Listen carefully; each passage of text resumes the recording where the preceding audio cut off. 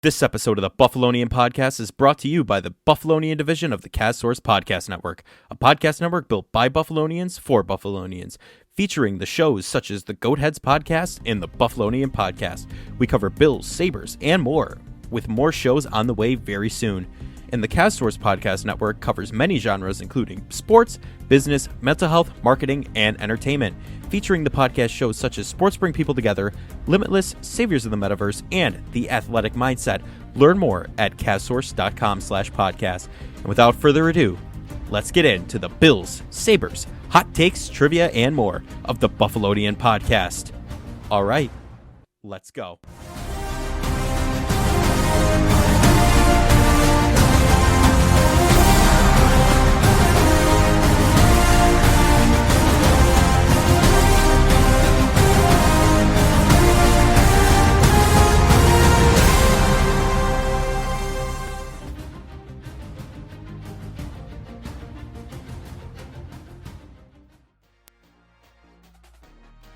We are back with the Buffalonian Podcast.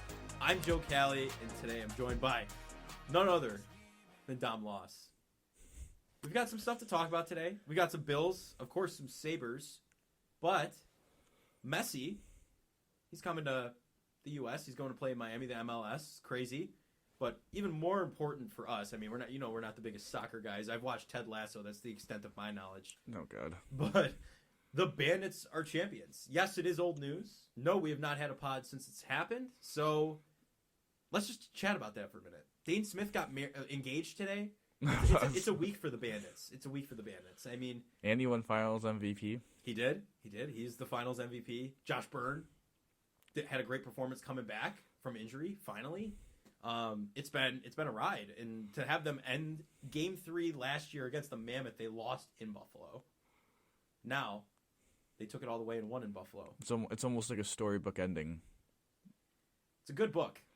I hope they have more than one chapter to this book, but it's the first team to bring a championship home to Buffalo in 15 years, and they were the last one to do it in 2008. So actually, you're incorrect. The 2017 Buttes won the. Oh my God, you're right. So I had to expose your lack of women's ice hockey knowledge. Sorry. Forgot about it. But it is the first time in 15 years that the Bandits did hoist the NL Cup, and it was a long ride coming. I mean, losing to Calgary, Saskatchewan, and obviously, as you said, last year to Colorado in very eerily similar circumstances that they ended up winning this year. But the Bandits were the better team throughout the entire season. They were just never there. It's honestly an impressive season because they were never really healthy. Like Byrne missed a lot of time. Chase Frazier missed a lot of time, so they got healthy at the right time. And I don't want to play the what-if scenario, but I guess if Josh Byrne doesn't play in Game 3, you got to wonder if – I'm not saying maybe it's not a 9-goal difference, but I think that game was a lot closer. And I truly believe that if Byrne was healthy, they would have swept. Yeah. So not having him was really crucial, and it was the reason why this ended up being a do-or-die game for them, but – former number 1 pick comes through with a 4-goal performance, and Matt Vince, he is from Canisius, now University, I should say. He's from Canisius College, though. You gotta think. He's a Canisius College graduate, but yeah, I don't know what to say about that anymore. Product of Canisius. A product from Canisius. 4 goals is the lowest amount of goals scored in a NL final game. The 9-goal difference is the third most biggest deficit. Number 1 is, funnily enough, the Bandits lost like 26-15 and back in the 1990s to Philadelphia. So that's wild to think about. But no, I mean, back on, I guess, better notes. Great job for the Bandits. Good work. Hopefully it's just the beginning of the year of Buffalo. Well, here's the thing. You're absolutely right. It's almost like the first wall just came crumbling down, right? The next one, the one that seems like it's going to hit the next, is the Bills winning a Super Bowl. That seems the most reachable. As much as I want to come out here and say, like I have, the Sabres are going to the Cup, they got to make the playoffs first. And yes, that is likely to happen this season. I'm not going to sit here and try and deny that. I want it to happen, absolutely. Carter Hart rumors are swirling. We'll talk about that in a little bit. But, no, I think it's the first domino to fall for the city of Buffalo, minus the Buttes, of course, as I was informed. But for professional sports teams And the NLL is a growing sport, and it's nice to see our Bandits really, that was sold out game 1 and game 3. The entire playoff run was. We went when they clinched the 1 seed against Toronto. That was a packed crowd. You know what I mean? Like they pull in a lot of people, and it's cool to see KeyBank that way because you don't very often for the Sabres. So. It's exciting to see what playoff hockey will be. But 18,000 fans were in for the KeyBank Center. What's sold out for KeyBank? Do you know? 19 something. Right about that. 14,000 were in Salem Field for Star Wars night. So, quite the day for Buffalo. Quite the sports, performance with attendance. Yeah. Buffalo they also sports. have their championship parade. It's not really a parade. I wish it was. It's also lacrosse night at the Bison's game, so maybe they'll parade over to the not Coca-Cola Field anymore. Sorry, a flashback a couple of years to my childhood there. Salem Field now. Maybe they'll parade on over there after their party in the plaza to celebrate the championship win. The Bandits crowd's definitely going to get rowdy there. Can you imagine a Bills or a Sabres Super Bowl? I think it looked like Bruce Almighty when the city was burning down. When the Sabres won the Stanley Cup. What a reference, Bruce Almighty. But yeah, and it's gonna be exciting. I've never been to Bandits home opener, but I think I have to be there when they unveil the banner. Yeah. Yeah. There's no question. A banner going up in KeyBank. We got to get the Braves up there. There's a petition out there too to get the Braves up in That's KeyBank. never gonna happen. You don't think so? You think the Pagulas will be like, no, we're not doing it? No. Anyway, sorry for one could dream at least. Crushing dreams here in the Buffalonian podcast. Good Lord! But before we move on from the Bandits, there is an announcement. There's you might notice something different happening on your screen here than there normally is. So I just want to point to the guy behind the glass, or more like behind the multiple computer screens here. You met him last week as I was moving into my new place, and Mike was unfortunately not able to be on. Mooch. He's waving. You'll see him later. He's going to come on for some trivia towards the end. But thanks for being our producer. We've never had a producer. This is interesting. This is a cool new thing we're doing here. But without further ado, what do you say? Is it time for some Bills talk? I don't. Yeah, well, you got your American. I am an American, so I can't. Yeah, you got your Amerks on, but I think it's time for some Bills talk. So the big news, starting out earlier this week, the Bills extended Ed Oliver. Now, this did bring up some serious controversy among Bills fans. Okay, a lot of people are saying he's gambling. It's a gamble, just like Tremaine Edmonds, right? Like they're banking on him showing up his last year. Tremaine Edmonds didn't get paid before that, but now they're thinking Oliver will. And one thing that I've seen the argument of, at least, is that the Bills have tried this before with someone on offense, which Dawson Knox, just to lay it out there for a minute.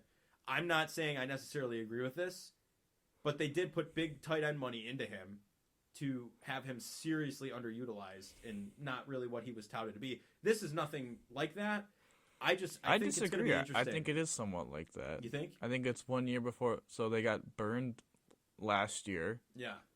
With Tremaine Edmonds now leaving, they signed Ed Oliver to the 4-year, $68 million contract. $45 million guaranteed, by the way. Yep, $17 million per year, and he's 13th among DTs, which I think that number will continue to drop. Oh yeah. With Quinn Williams getting an extension, there's a couple other people. Chris Jones, I believe, will get a contract extension at some point. I think he might be ahead of Oliver already, but right. I think the point remains that the Bills last year did not get Edmonds signed, and he obviously priced himself out of Buffalo. I think they wanted to avoid the situation with Oliver. Now, the always a pushback on Tremaine was you need to have an elite defensive tackle, one tack in front of him to perform, and is that really, if you need an elite player like around you, does that make you worth the big money? I think a similar situation can be had for Ed Oliver. Right. Now, I think some of the situation is, Ed Oliver's never had a consistent, great defensive tackle, one tack to the side. They tried to start Latule. Harrison Phillips had a good run, and then he left for free agency. Obviously, they have Daquan. Daquan's solid. I will say that, though. And it's a little bit of, I guess you could also say, a Gabe Davis situation with the fact of, he had a high ankle sprain week 1. High ankle sprains, when you suffer them in the season, you're going to miss the time, and you're never really going to get back. It's really hard to get back to what you were. It's like what you saw with Mac Jones in New England last year. Yeah, and I believe he also had a pectoral injury or shoulder injury as well. I think Mac? Ed Oliver, sorry. Oh, okay. I was like, I didn't know anything else happened with Mac Jones. But I think injuries, a little inconsistent play.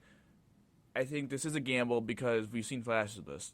Thanksgiving, Cleveland, those 2 weeks that, hopefully, I wish they played more in Ford Field because it seems like that's kind of Ed Oliver's playing, elite football. But he has the numbers that he's with the defensive. He's in this realm of being a good defensive tackle. It's the jump. Can he become consistently good to elite? Yes. And it's all the word's consistent because he could be a game wrecker. He's shown flashes of this greatness that he can achieve, but not like you said, consistency is key, and he's not had that yet.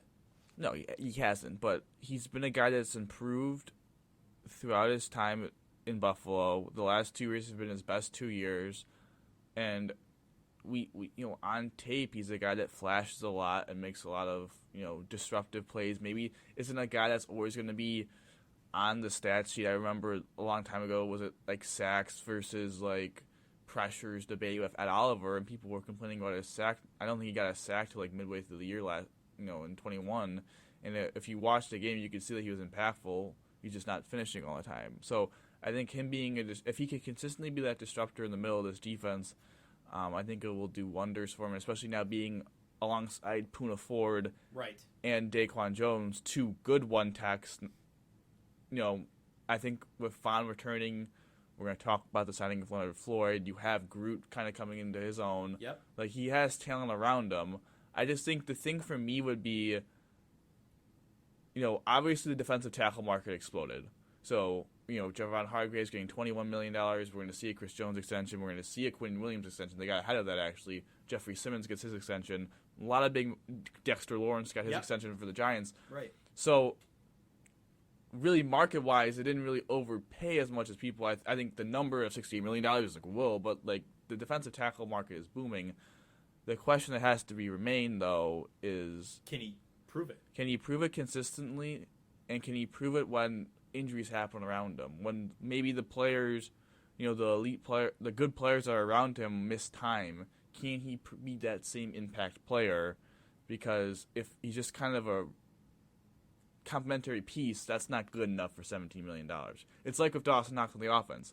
Him being paid $12.5 million, or I think that's what it is for roughly, that's not good enough to just be a complementary piece of an offense. You have to be a key contributor. He's got to be a what's the word I'm looking for here?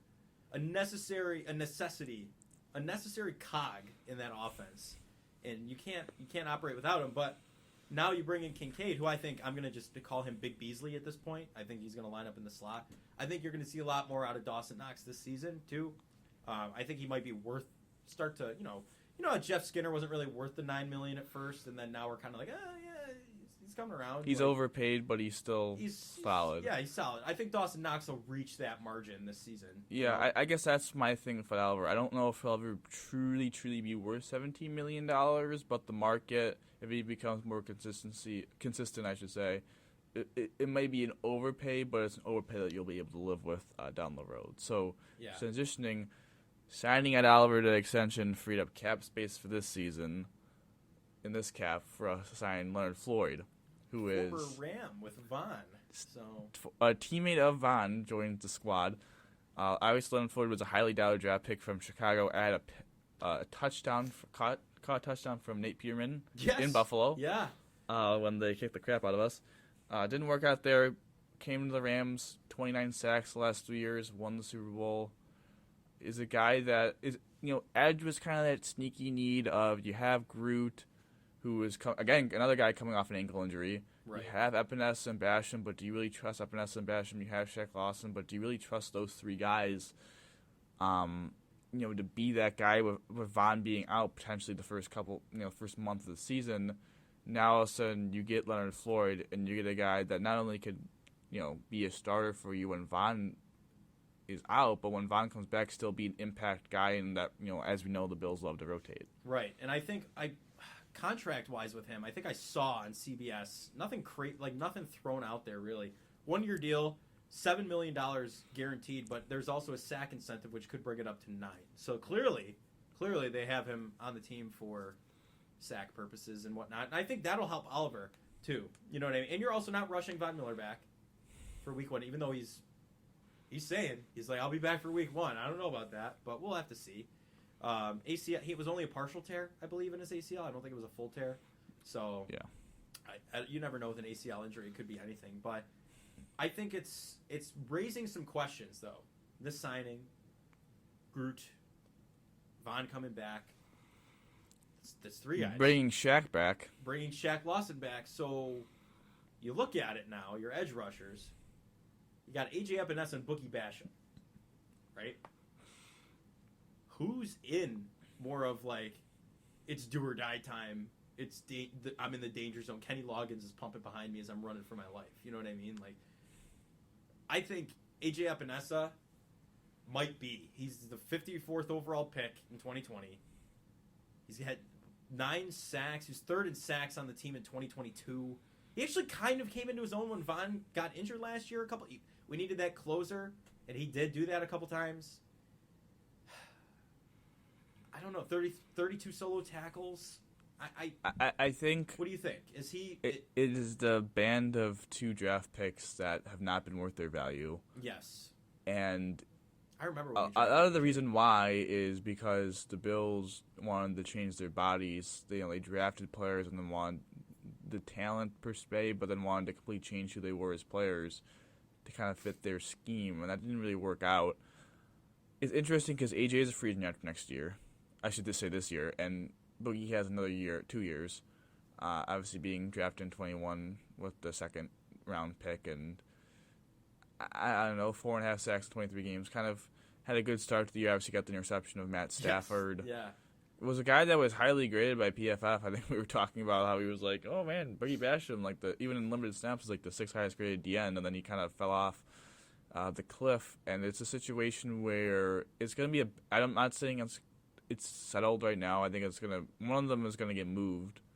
I think they have trade value. I think you could get an asset back for them. You got a 5th round pick for Cody Ford. I think you could get a 5th round pick for either one of these 2 players. Yeah. But for me, AJ's in the lead, even with having the 1 year left on his contract, because he proved at least last year that he could get some production out of him. I believe he had 6 or 7 sacks on the season, and he grew a little bit as a pass rusher, as a run defender. And for him now to start off the season as not in the starter mode, but back into that rotation, I think he'll be comfortable in that role, and he'll be able to make some plays. So I think right now, AJ, good for you, Mike. You might get to keep that jersey. Yeah. Mooch has the AJ Epinesa jersey, so we're hoping he can hang on to it. I would agree with you that good old Boogie might be in shambles after this season. We don't know, so it'll be interesting. I'm looking forward to it because they are making a lot of defensive signings.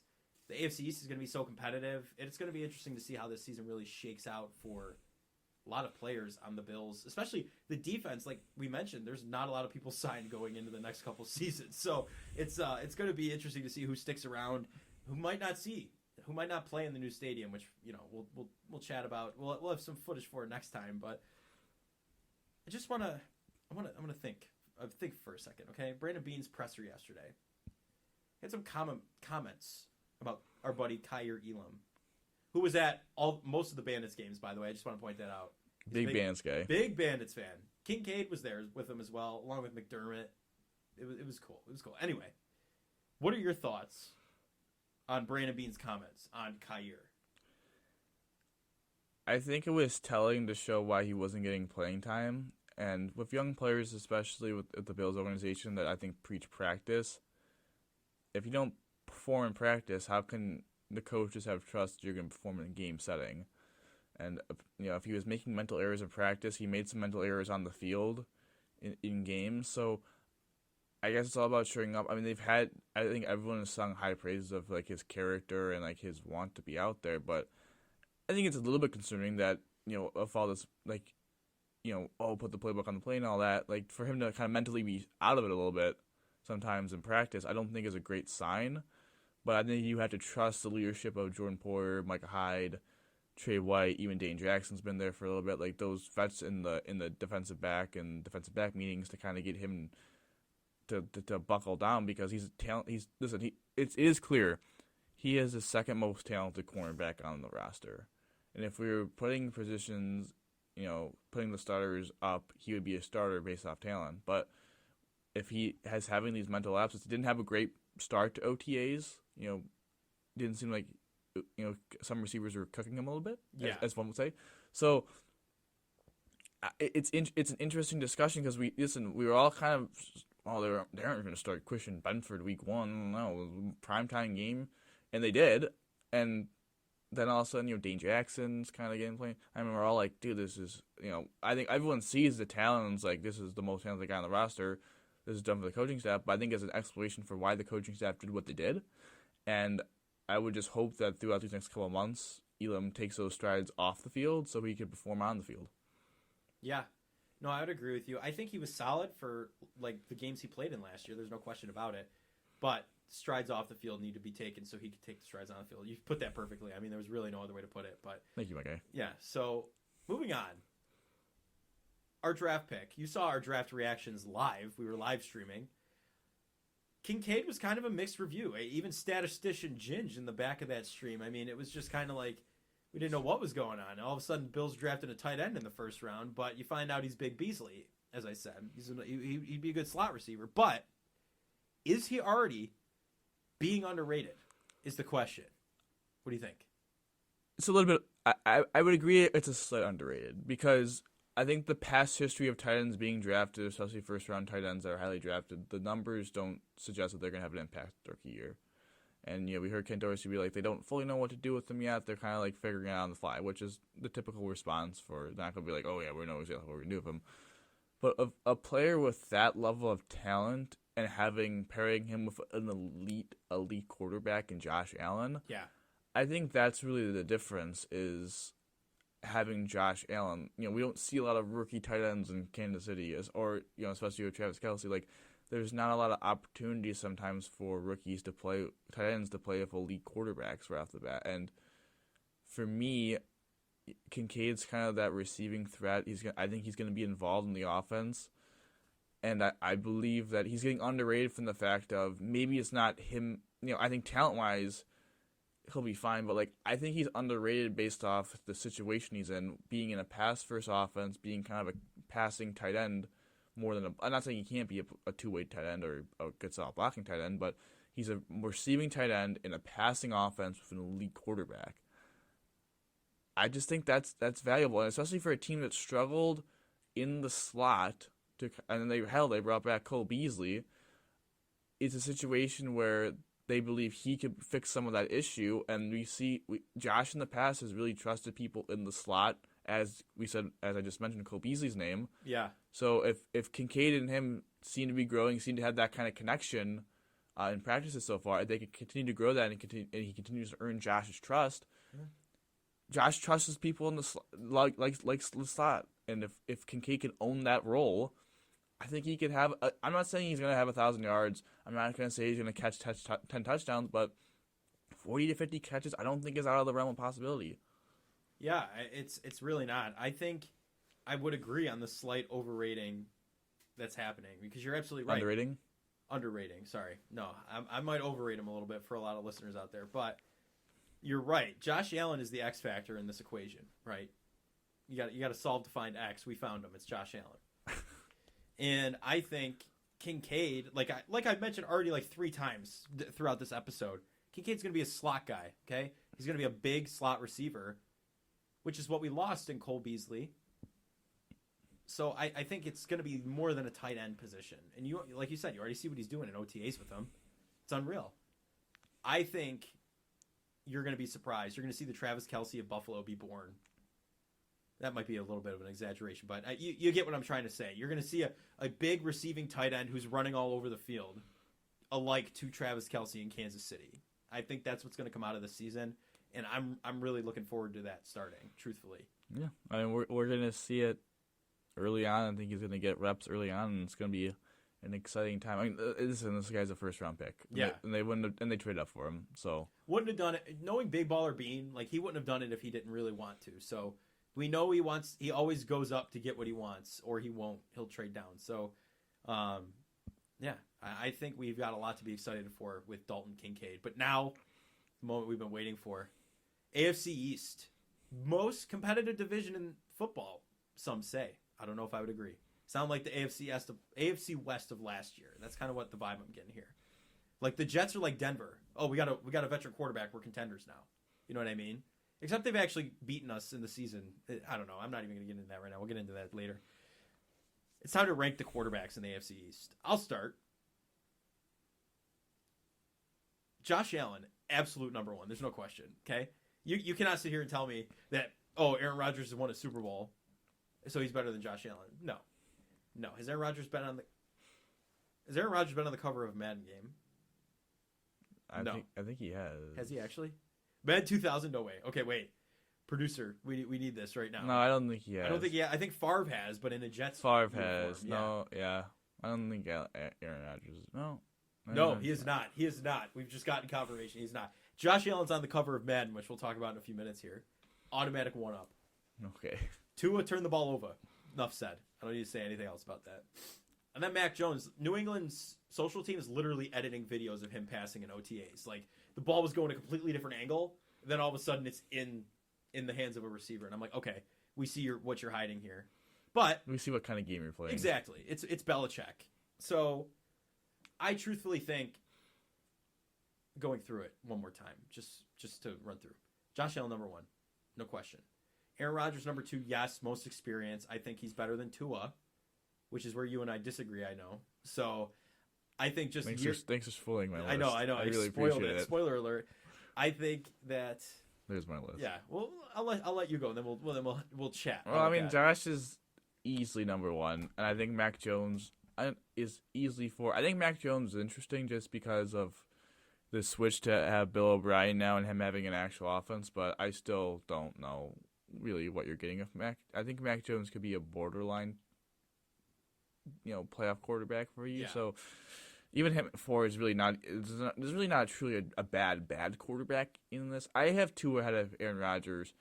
I think with Tua, it's all about staying healthy, and if Rodgers, to me, I think Rodgers just has an incredibly lower floor than Tua for this season. Where I think it could go bad, and I think it could go Russell Wilson bad. You think so? So I do. They're the Broncos of the AFC East. You think they're the Broncos of last year, I should say. I don't know if they're the Broncos of the AFC. I mean, yeah. I think there's potential for it. Well, here's the thing. If you look at the AFC West and AFC East, Bills, Chiefs, right? Top dogs, have been for the past few years. Broncos, Jets. Got a veteran QB. I'm talking last year's AFC West. Got a veteran QB. Think that, let's do it. We've got it, right? And then you've got the Dolphins and Chargers, young quarterbacks, teams trying to figure themselves out and their coaches are getting them farther into the season. And then you've got Raiders and Patriots. I mean, there's no question there. They're pretty much equal. Josh McDaniels from the Patriots, not really doing a great job, but they're a pretty good comparison. Last year's AFC West and this year's AFC East. The hype going into the season, I should say. I just look at, yes, Rodgers won back-to-back MVPs just, a couple seasons ago, but for me, I just don't trust part of my ranking I feel like has to come on like who is around you, and I just don't trust Nathaniel Hackett to save my life. And I just think he did good with Rodgers though. But having Mike McDaniel being your play caller versus Nathaniel Hackett. Now I know this is a quarterback ranking, and someone's gonna say, talent wise, yes, Aaron Rodgers is number 2. But again, this is like the Kyrie Irving debate. Like I think ranking people off talent. Like I think you have to think who is going to play better this year and have a better year. And I think context does matter a little bit into that. And I trust Tua to perform better with Aaron Rodgers. And I think Aaron Rodgers, again, has the potential to have a Russell Wilson type year of first year out of Green Bay for, spent 16 years in Green Bay. Now he's going to be in the limelight of the Jets, where every New York media. This is in Green Bay, where there's in Wisconsin, middle of the tundra in Wisconsin. Like, this is the New York media, and we all know Rodgers doesn't always fit well with the media. And if they start off slow, we're gonna pretend that the media's not gonna turn on him, and he's not gonna be become Rodgers. So I think with me, it just becomes of who would I rather have for next season? Would I rather have Tua or rather have Aaron Rodgers? And I would rather, if I could just pick one, I probably would rather have Tua, because I think you could build, like Miami has, an offense around his strengths where it limits his weaknesses. And we saw him last year have a very productive season until he had concussions. scary injuries, but I believe I just have more faith in Tua than I do in Rodgers right now to have a better 2022 season. Yeah. 2023 season, excuse me. I can see it. I can understand. And Tua was better in 22. Tua was better in 22, so. Yes. I can understand where you're coming from. I can. Looking at it team-wise, yes. I looked at it the other way you mentioned, just kind of talent-wise, like, okay, like, we're going to rank him talent-wise. But well, talent's on everything, and it comes down to, like, would you rank Justin Herbert above Joe Burrow? They're very different kinds of talent. But would you rank Justin Herbert above Joe Burrow? No, I would not, because that's what I'm saying. Yeah. But then, because, like, I don't want to get into the whole AFC debate, but Justin Herbert is more talented quarterback than Joe Burrow. I don't think anyone would really truly disagree with that. No. Just based on more of a gunslinger. Arm talent, just the whole athleticism. Like, Justin Herbert tops Joe Burrow, but I think Joe Burrow is better than Justin Herbert. He's more of a pocket passer, but he's played better. You know what I mean? Yeah, so I think that's where the line gets drawn of talent versus actual production and playing ability. Yeah. It's the reason why like Brock Purdy and Trey Lance, like just talent sometimes doesn't mean you're better. Just because you are more talented quarterback does not make you correlate to making you a better quarterback. No, right. First round pick and Mr. Irrelevant. So I think Tua is better right now. I'm not saying like obviously Aaron Rodgers has a way better career than Tua, but yeah. No, I understand. Thank you. So yeah, well, I think we should we do this every week for the different divisions, even in the NFC? What do you think? I think we should do positions in the AFC East. Positions in the AFC East. I like that. Let's keep it going. But we teased this a little bit ago here. I think it's a nice cover, don't you think? Josh Allen on the cover of Madden 24. Like, come on. With fake Bills Mafia in a sound studio? Come on. Like, that's awesome. It was confirmed to be, like, it's on a set. Like, they showed the video. Well, no, we did that actually in a game. They were talking on One Bills Live today trying to see if it was all Photoshopped, and that was just him flexing on a field that they just did that. And I was like, there's no way. Well, his visor's Photoshopped a little bit. His smile is. So that's about it. I mean, yeah, because they wanted his teeth showing. They just took that.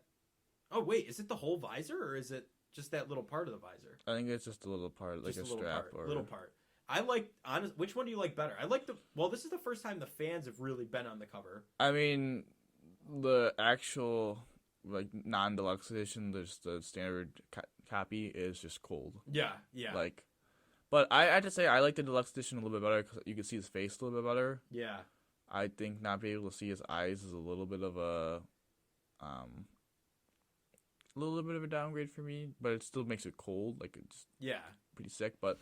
Well, it's like that flag in the stadium renderings that no one said before, just freeze, baby. Yeah. Like, where did that come from? But I personally, I have an Xbox that cannot play disc games. So I will be buying the disc game as a collectible and the online game. So I will be, I don't know which one I'm going to buy, though. Like, I feel like I should get the deluxe edition in copy, because that's more of like, oh my God, like if I ever bump into him and get it signed, the deluxe edition unopened, like, come on, that'd be awesome. Or do I just never bump into him? You just have the copy just in your coat I'll pocket. keep it in my back pocket. I mean, like, what are we talking about here? I'll keep it in my satchel. I mean, listen, he was a 93 overall last year. You gotta think he's gonna have a boost. And overall, I don't think he's gonna be a 99, but yeah, it's exciting. I can't believe in our lifetime, not even the Bills quarterback, a Bills player is grasping the cover of Madden. I remember the longest time that Brian Moorman used to be the best player on the Bills rated wise, and honestly, that was pretty accurate.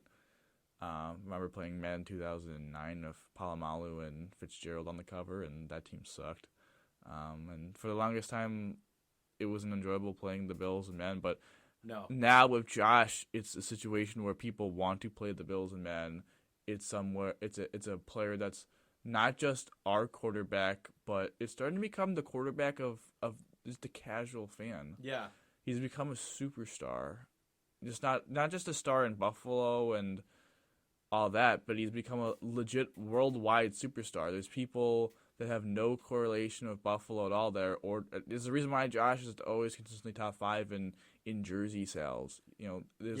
Outside the country too.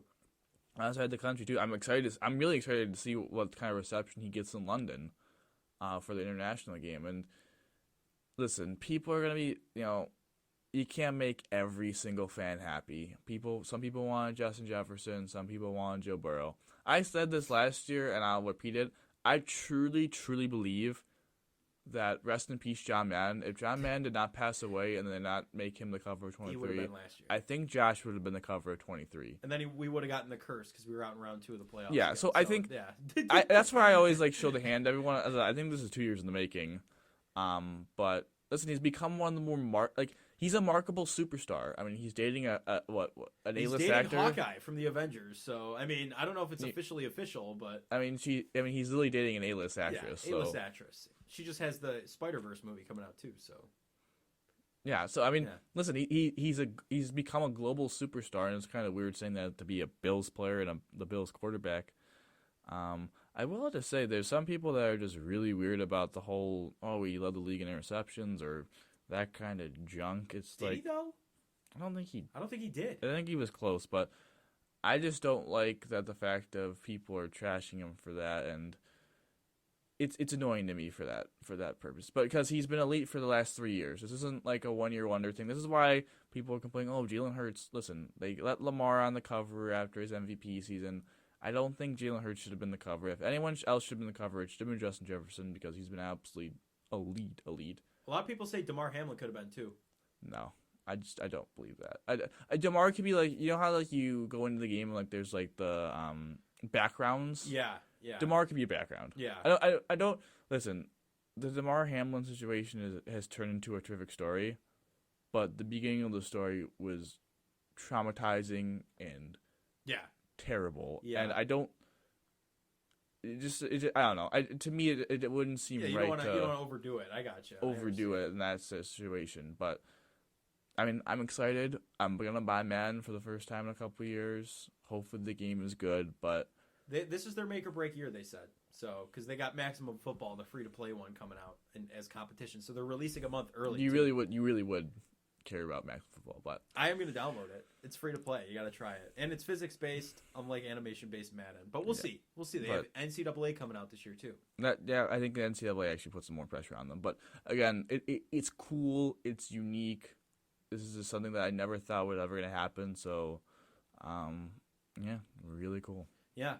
It'll be awesome to see. We'll get some copies. We'll have them, as you saw on here already. They're looking amazing. So we're gonna roll into some Sabres coming up here. But before we do, I'd like to bring up the Sports Bring People Together podcast. You should listen for entrepreneurial conversations with those in sports, and who knows where the chats will take you. But sports got us all here together in the first place.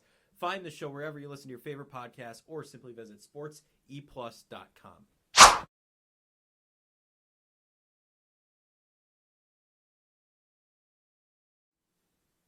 Welcome to the Sabres portion of the podcast. Or Amerks. And this portion of the Amerks portion of the Sabres portion of the podcast. There we go. That's a tongue twister. Yes, let me tell you. And, yeah. It was not I'm easy. not even going to try and say it, no. I appreciate you, just letting me hit the floor there. But the Amerks, unfortunately, were eliminated. They went 0-3 at home in Rochester in the Eastern Conference Finals to Hershey. They lost 1-0.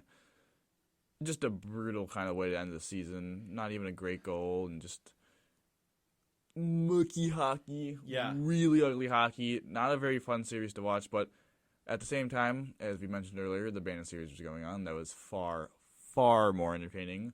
They were able to stave off elimination in Game 5, but again, it was short-lived. They lose in Game 6, and just kind of a disappointing way to end a really awesome playoff run.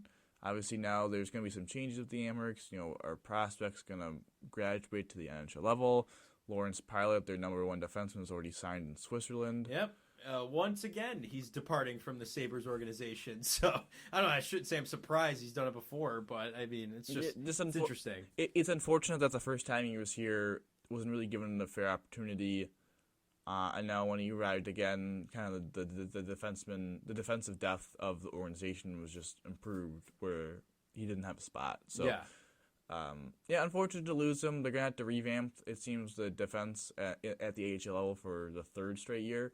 But, getting Ryan Johnson signed, also Noah Ostlund, the first-round pick from last year, is going back to the SHL.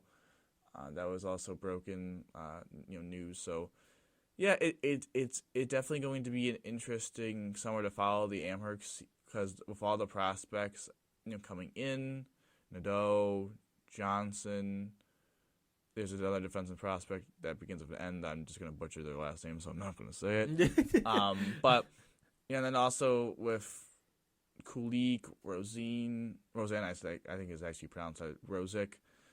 There's just a bunch of different moving pieces that are they going to graduate or not, and there's a potential for this Amherst team next year to be a complete juggernaut. I remember going into this year, we talked about how we thought the Amherst were going to take a step back because we were like, well, UPL might be up.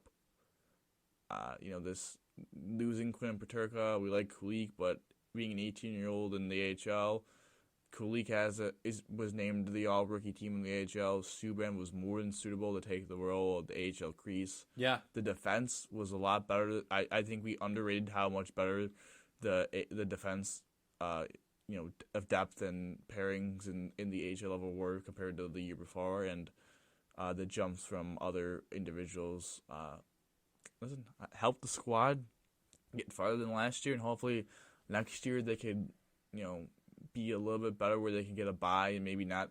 It just seemed like they kind of ran out of gas a little bit. So if they have a better regular season and the engine was stalling at the end of the season, especially a 1-0 game. Like, come on, like that's how you go out. Like that's horrible. But yeah, definitely a tough way to go out. But transitioning now, that was our last Amherst portion talk of the Sabres portion of the pod for probably a little bit, So transitioning now to the actual Sabres portion of the pod. Did a little tease on this earlier. A little tease with Carter Hart. The rumor mill.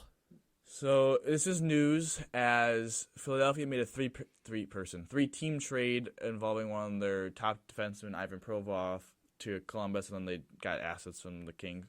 Basically signal that they are going in full rebuild mode under former Sabre Danny Briere. And then immediately after that three-team trade gets announced, there was news that while a trade isn't finalized for Carter Hart, they're I'm not gonna say star goaltender, but their starting goaltender, they are looking to potentially move him, and there's been extensive talks.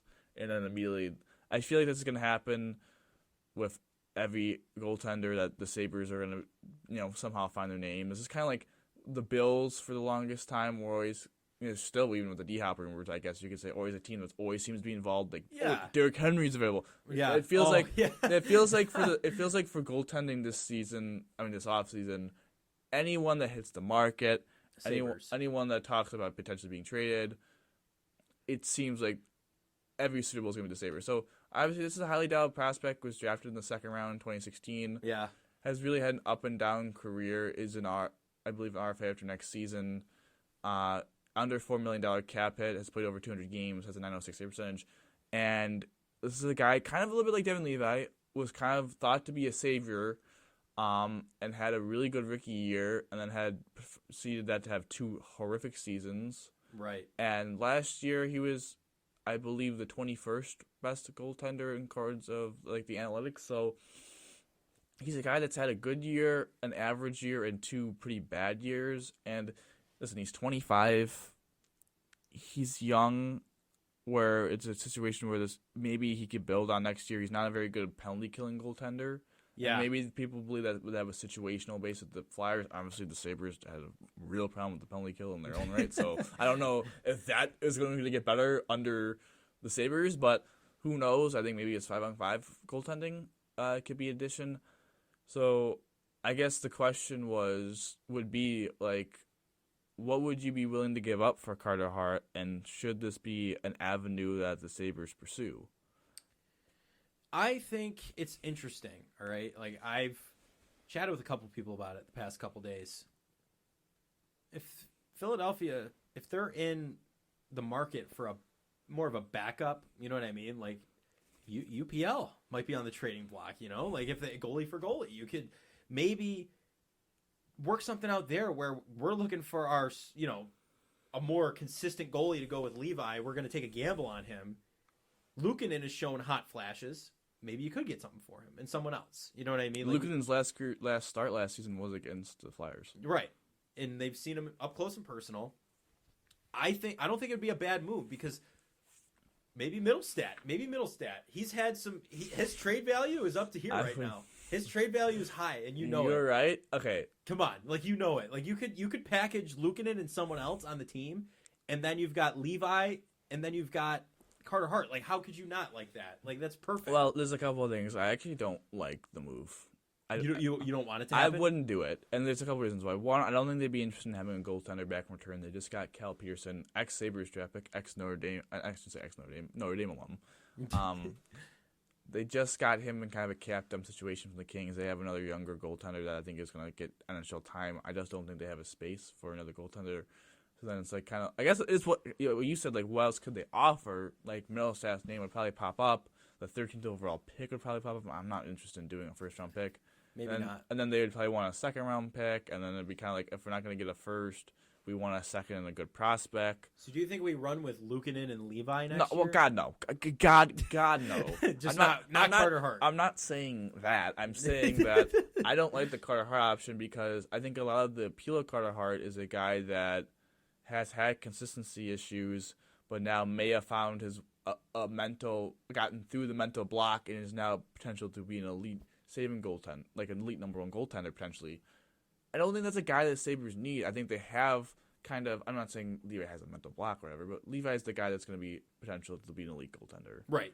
And do you take two gambles of having two young goaltenders? I don't think that's necessary. I think the Sabres kind of needed more of a guy, like, I'd be more intrigued to give assets for Connor Hellebuyck than Carter Hart. Or sign a guy like Freddie Anderson, Antti Raanta in the offseason. Like, more of a guy who's, like, in their prime, but is a veteran, and I know what I'm getting. I don't know what I'm getting for Carter Hart. You know what I mean? Like, I could trade for Carter Hart, and he could go back to old Carter Hart and just be trash, and all of a sudden I've traded... You're going to have to trade some decent assets. Like, Philadelphia's not just going to give a 25-year-old goaltender away who doesn't have a bad contract. Like, they're not just going to give him away for free. So I think that would be the situation for me where it's like, I just don't see the value in trading for a guy that you can't bank. I'm not saying you can bank on anyone being for a sure thing, but he's definitely far from it. Right. And I think you need this sort of thing because you're already going to go in with a gamble of Levi. Well, I believe in Levi. I'm not saying this isn't a shot at Levi, but it's a gamble to think that he can, play.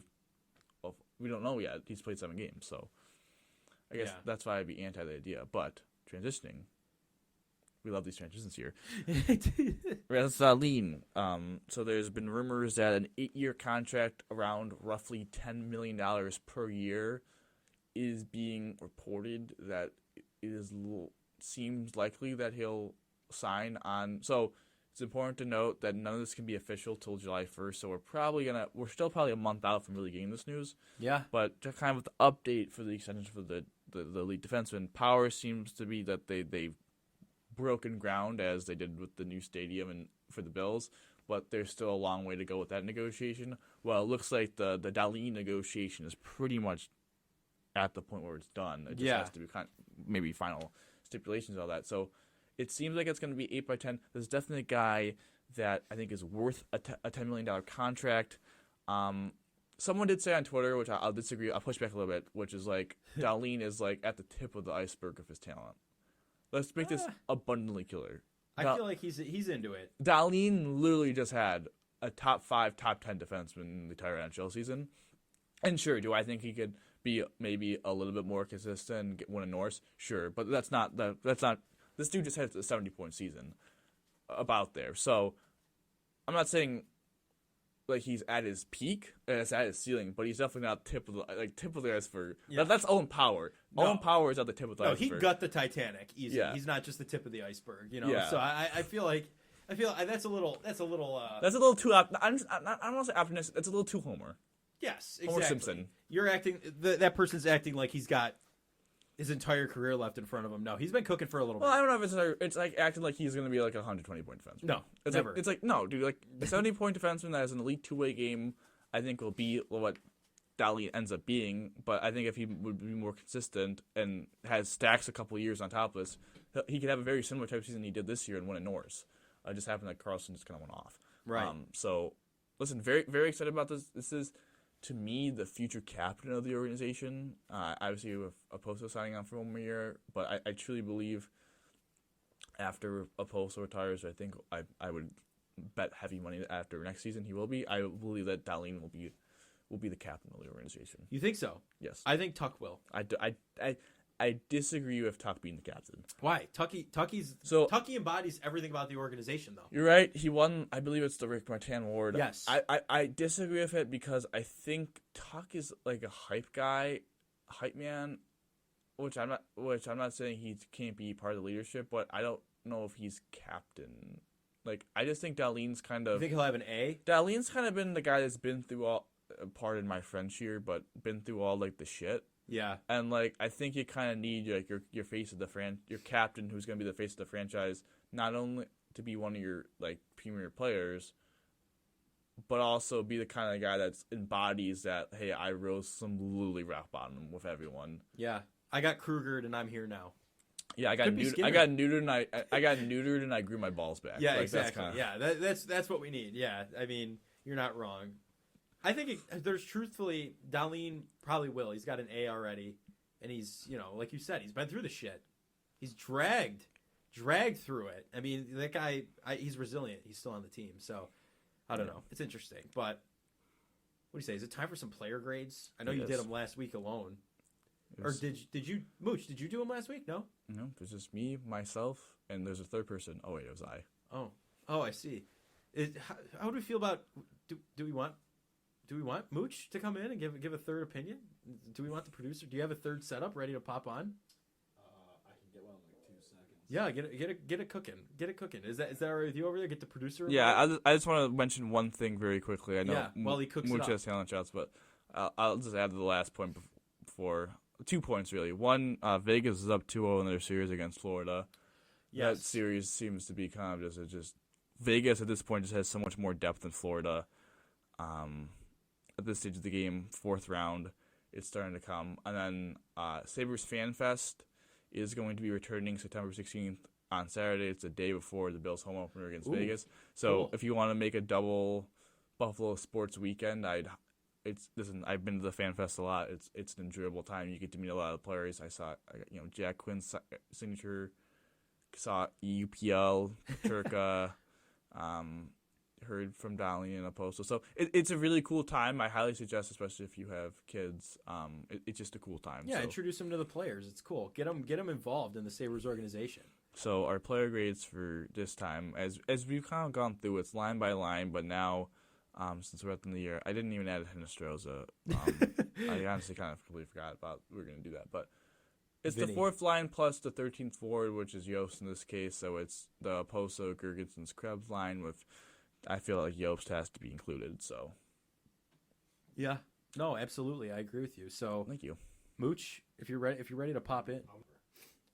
Alrighty, it is time for some player grades, and we're bringing in the producer for this one to get a third opinion. Mooch. Hi everyone. We got him. All right. So, first player on the board, the captain. Oh, my captain, Kyle Okposo, returning for another season. Solid season. 4th line, all right. 4th line center. I'd give him a B plus. I don't know. Like he's great leadership wise. There's no question about it. But does he provide the most exhilarating skating on the ice? No, by any means. But I would give him a BB plus. Yeah, I would agree. I think it's more BB minus than B plus. Sorry, I'm a positive guy. What can I say? I mean, that's optimistic as one would say. But 11 goals, 28 points in 75 games was a good elite. I shouldn't say elite, but was a good defensive forward in his minutes. Obviously, the leadership was his main quality. Just felt the offense was a little bit lacking this year, and I think from coming off a 20-goal season, that was a little bit disappointing, but kind of maybe expected. So. Again, it was above it for a 4th liner. Having 28 points is solid. Having the leadership is solid, and he put up good defensive numbers. So, yeah, I just think B is a solid grade. I mean, I'm gonna go ahead and give him a C plus. I guess I'll be the hater here, and do some variation. This is why the producer. That's why I'm not on the show. All right. I mean, I just think that at the end of the day, I like what he brought to the team leadership wise, and I agree with all those statements. And I thought it was really funny. He had a random game where he had a hat trick. I don't know if you guys recall. We were at that game. Was that the Boys in the Box game? No, it was a game with Jeremy was there. Oh, it was against Detroit. Yes. The non-Detroit game we went to. Not the one we went to where Tage had the hattie. Yeah, that's right. Well, I remember buying Jeremy a new hat after that because I told him to throw his down. And funnily enough, Mitz was on a hat trick watch, and he wasn't going to do it for Mitz, but he decided to do it for Oposo. But outside of that random flash, I just think it's kind of funny that I don't really recall what he did to help the team offensively. So I mean, I won't be a huge hater, but I guess I'll give him a C+ is what I'd say. So. So the next is our boy Zemnis Girgensson. We'll let you cook on this one first. I'm just gonna give him a C+. I think he was lower than Oposo. 10 goals, 18 points, 80 games. He was worse offensively, maybe slightly better defensively, but it brought good leadership. So I think it's close, but I would say he had a slightly worse season in my mind than Oposo did, and that's why I'll rank him below him. Yeah, I'm pretty much on point with you there with the C+. I might even go C for pretty much all the same reasons. He's just kind of there, I feel like. A little less productive than Okposo. I mean, he could move quick. I mean, he's a little quicker of a skater than Okposo, but that's really all he has going for him. So I C+, C. I would go C as well. I mean, all I can think about, and I know we're talking about last season, but I think about the season and where he tore his ACL. Yeah. And I don't think he tore his ACL. I think he blew out his hamstring. He blew out his hamstring. Whatever the case was, it was season ending. And you just saw how much the Sabres missed him defensively. So, I don't know. I know we really shouldn't be grading outside of the season because that didn't happen this season. But the impact they missed from him there makes me want to give him a solid B. I think that his defensive impact kind of raises his ability for me. So I'm going to give him a B. All right. You can't honestly tell me you gave him a better grade than Oposo. I think so. That's I think lame. when it comes down to making space for What do you mean? Oposo had a better offensive season than he did by 10 points. That my grade is my grade. I mean, your grade is your grade. Listen, grades were already due. I handed them in. Okay, he's getting what he's getting. I mean, it just doesn't make a lot of sense. I think it's silly. I think you're as silly as it may be. I think you're opening it up for the possibility of his mom Oposo's mom coming on the podcast and reaming you for having a low grade. Well, we know Tuck's mom. Then all of us are going to be in the principal's office wondering what we did wrong. Well, this is why I sit behind the camera and I switch the camera. So no, this makes it interesting. All right. Next up, Peyton Krebs. All right, he was a little MIA in the beginning of the season, if you remember. He was riding the bench. I got to give him a B-, C+, somewhere right in there. I feel like he was all right. I want him to break out. I really do. He's part of that, the Eichel trade. Tuck's really proven himself. Krebs has and hasn't. I want him to take that next step, but until he does, B-, C+. Yeah, I would say inconsistencies hurt Krebs. I'd give him a B-. I think it's because last year, going into the season, I think there was real, I don't want to say fears or whatever, but there was doubts whether this dude was an NHL player. And he was a guy that was kind of, not good in his own end. And then he was also a guy that was a little weak, and then we didn't know if he had that edge to him. I think this year he answered the bell to, yes, he has that dog in him, that edge, a little psycho at times. And he also was a really solid in his own end. So I think having 26 points in 74 games, I think is disappointing, and that's why I'll give him a B-. But at the same time, I understand what role he was playing, which he was playing more of that matchup fourth line center role. And I hope next year he could take that jump, from the Worlds. We saw his passing in the World Games championships.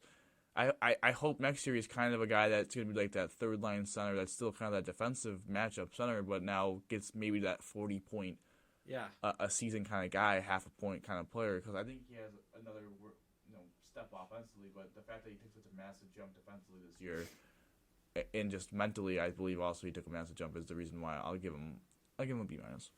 Yeah, I'll give him a B. I really think that he's going to be this next season's Dylan Cousins, where he kind of establishes himself. I hope so. I hope you're right on that. I think that's the kind of breakout he's going to have. And, you got to ask yourself, Dylan Cousins got to center the second line, and he got to be surrounded by Quinn and Paterka when they had good nights, and sometimes they didn't.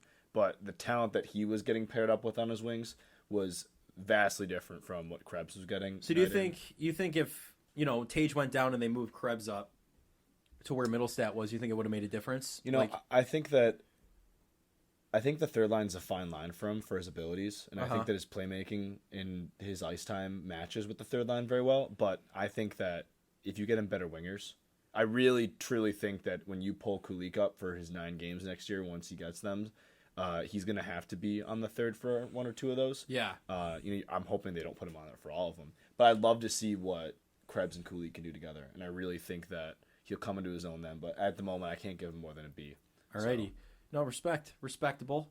So the last final player to grade, a new addition to the team this year. Kevin Adams made a little splash mid-season. Tyson Jost, however you say it. It's Jost. Tyson Jost. I got to give him B+ to an A-. A-, actually, I'm going to give him.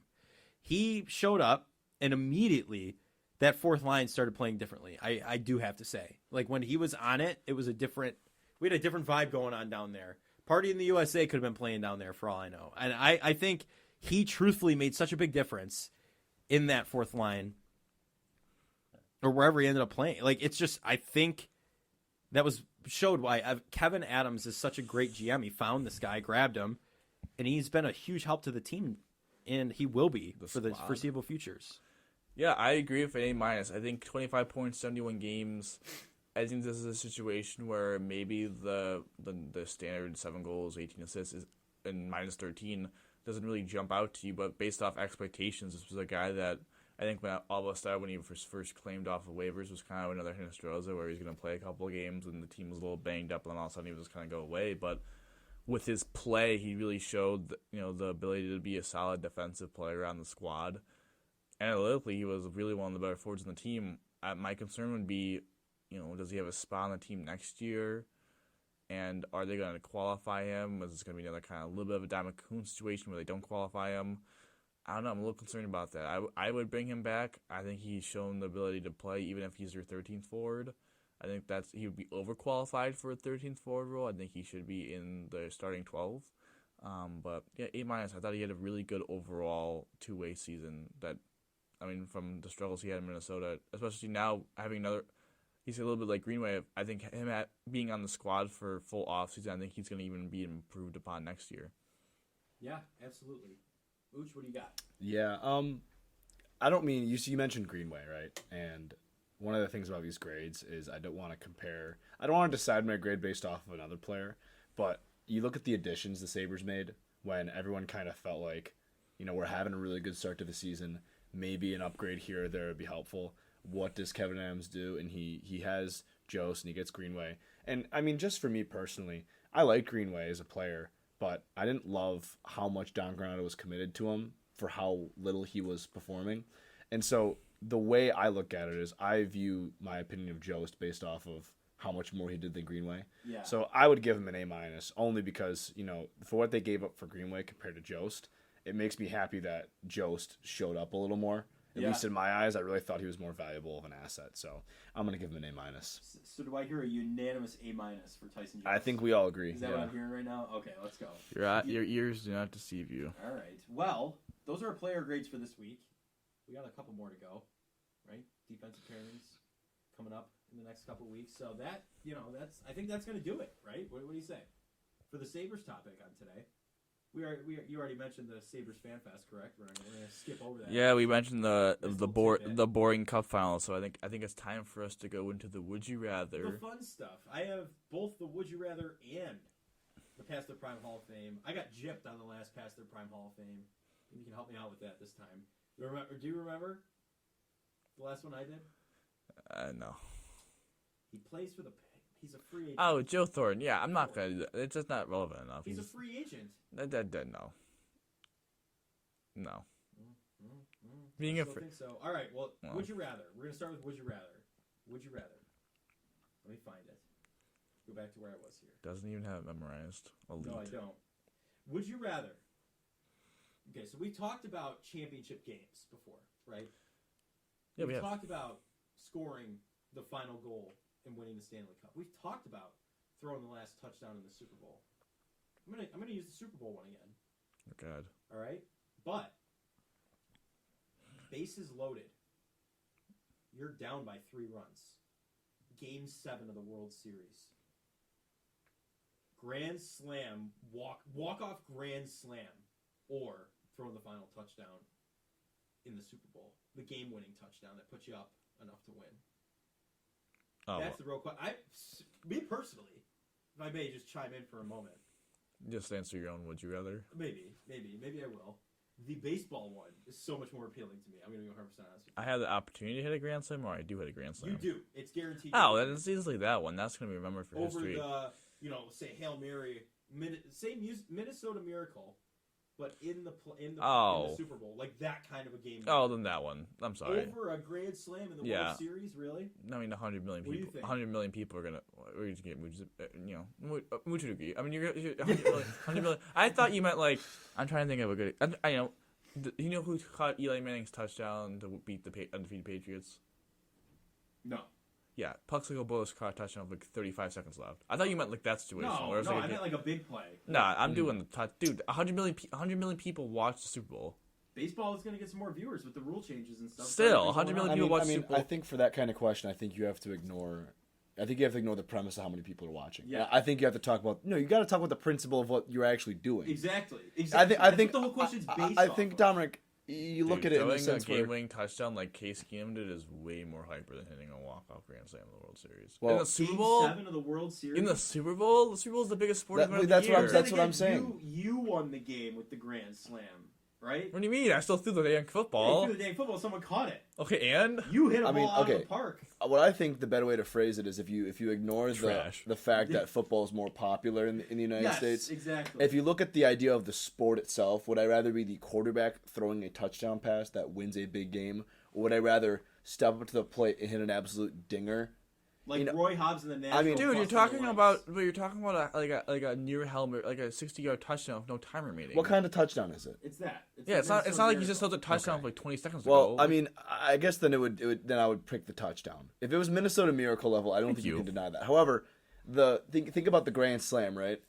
Three people get on base in front of you, right? You go from sitting in the dugout, you're in the hole, you're on deck, and then you're at the plate with the chance to win it. I'm assuming it's at home, of course. Two right? strikes on you too. I was gonna say like a real dog. It's easy. He's really trying to milk this baseball one. No, it's a good debate, but the football one is just far. Football is a far superior viewing sport. It's a far that will be played way more than a baseball highlight. A Super Bowl highlight like of that magnitude. But like say Aaron Judge. Right, he was all over ESPN. I don't talk. You guys remember? Oh yeah, when they did like the cut-ins. Yeah. They would cut into college football games and tell me about Aaron Judge's dingers. Yeah. Yeah. I mean, he has an opinion. And what would you be more hyped for? If I hit a walk-off grand slam, What would you be more? What would you think is better? Josh Allen does a touchdown. Oh, you can't ask that. Or Aaron Judge does a walk-off grand slam in the World Series. That's too close to home. That's too close. What do you mean? That's your sporting except like that's what you're saying. Would you rather have Aaron Judge hit a 2-out granny to win the World Series, which would be still they'd be still behind the Red Sox in the century, or would you have Josh Allen? Like maybe it is too close to home because you probably want to pick the Bills one because the Bills haven't won. But exactly. Okay, well then I don't know how to what's your favorite? Like I guess if you know what, put it this way: if Buffalo State University was playing in the Division III National Championship and I don't even know who you're me at both the say we'll do that. Division III National Championship for baseball. No, that's different because the Super Bowl is far superior than the World Series. Okay, then why are we using a Divisional III? I was just putting it to not put the Bills in the scenario. It's tough because the Bills. It's not tough. This is an easy decision. No, I'm a homer for the Bills all the way. Okay, I'm not even talking about that anymore. I'm talking about your actual would you rather. It's an easy decision. Of course, you pick the football one. It depends on how much. I don't know. Like I feel like you've seen the movie The Natural, right? It's in Buffalo. Yes, it is in Buffalo. I know that. I'm not saying that. I'm saying I've watched you've it. Seen how that movie ends, where the lights explode and you're running the bases. Yeah, but that's not gonna happen in the way goddamn more World shot. Series. What if it does? What if it does? Why you keep adding? Well, Like, you're really trying to make this Roy Hobbs. baseball. He's really trying to make this baseball thing work. Why do you keep adding stuff to the baseball? Trying to milk it a little bit. All right. Oh, we have 2 strikes now. Oh, it's at home. Yeah. 2 outs, 2 strikes, no balls. I don't know. Go with your past your Prime Hall of Fame. All right. It's time for the Preston Prime Hall of Fame. He's recently been signed in the NFL. Okay. God, Leonard Floyd. No, not Leonard Floyd. And Oliver? And Oliver? Oh, I was gonna say Cameron that. Randall Cobb. Oh yeah. Randall Cobb's an easy one. Yeah, it is. He hasn't produced since 2014. Yeah, Randall. He has not produced since 2014. Randall Cobb's in. Sure. What do you think? So okay, you got to remind me of the segment. So I'm supposed to say. You got to vote. There's 3 votes. Okay. and we got if I say no, he says yes. We need a tiebreaker. No, it's unanimous. Yes, it's unanimous. Would you say Well, it yes? doesn't matter for if Randall he's. Cobb? Yes, that he's past his prime? Yeah. Oh, totally. Okay, absolutely. All right. Okay. It wouldn't have mattered anyway. It wouldn't have mattered, but he's in. Look at that. Randall Cobb, a new inductee. Again, we need to make a graphic for it. We'll talk after. For Randall Cobb? No. The past their prime list. Oh, I'll do Hall like of a Fame. vote. I'll make a voting thing. Yeah. Dude, that'd be so funny. Yeah. Alrighty. We got some trivia. Producer Mooch, Awesome. take us through it. I'm looking forward to this. All right. So the first trivia question, I will start off with a semi-easy one if you know your hockey history in Buffalo, but not ice hockey. What is the name? Roller hockey? What was the name of the professional roller hockey team that played in Buffalo? Oh, God. They won a championship. We were talking about championships earlier today, so there's a theme with this.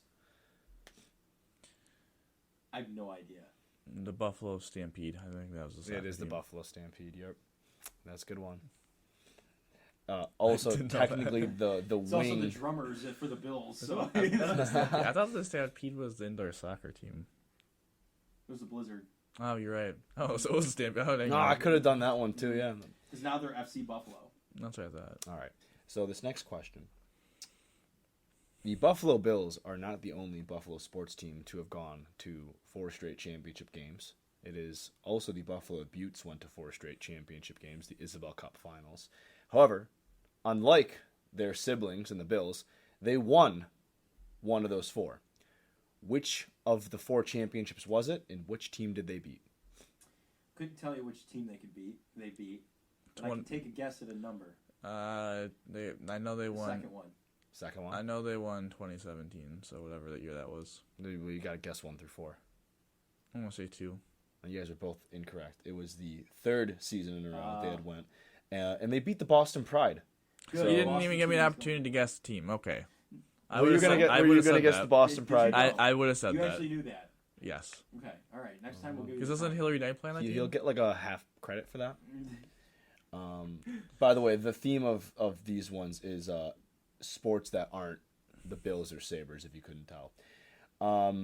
Changing it up a little bit. Everyone should know that the Toronto Blue Jays once called Salem Field, not Coca-Cola Field, home for, I believe, the 2021 season. Which, if people in the area recall, no one really knew when their last game would be. So when this was announced, it was kind of like planned. This was their last game. Can anyone tell me who their last game was against, and did they win? I'll give you a hint. It was a fellow AL East opponent. It was the Red Sox, and they lost. Worcester. Yeah, It was the Boston Red Sox. Oh, Boston. Yeah, the Blue Jays. That's right. I was really hoping you would. I went back to the AAA. I was hoping you would answer that one because you're the Red Sox fan. So. Well, I also worked the game on behalf of the Blue Jays, so I think I would remember that. They spoiled the going away party. My favorite part of it was they had all the extra merch that they planned on giving out, but obviously they had no use for it. So they had a segment where they just kind of threw it into the crowd. Yeah, I just remember them getting hammered by the Astros in one of those games. Absolutely hammered. Oh, Jose Altuve was right there, and he hammered a homer. Yeah, If do I you remember recall. that? You probably work in that game. I'm just staring right at the camera. Yeah. What? Do you remember that game against the Astros that they got creamed? I gotta be honest. I worked 2 series for the All Jays. right, I worked 2 series for the Jays. Their last 2, one was the Rangers because of Jonah Heim, and one was the Red Sox. So Yeah. it was a 50-50 chance. I was actually about to say the Rangers until Mike said it was an AL East team, and I knew it was the Red Sox. So Right. Yeah, well, that's all my trivia questions. I tried to Alrighty. get some funny ones. So Yeah, no, I appreciate it. It's been that's it. That's this edition of the Buffalonian Podcast, trying out our new format. Hope you guys enjoyed it. Without further ado, Dom, how do I always end these, buddy? go Bills, baby. Go Bills.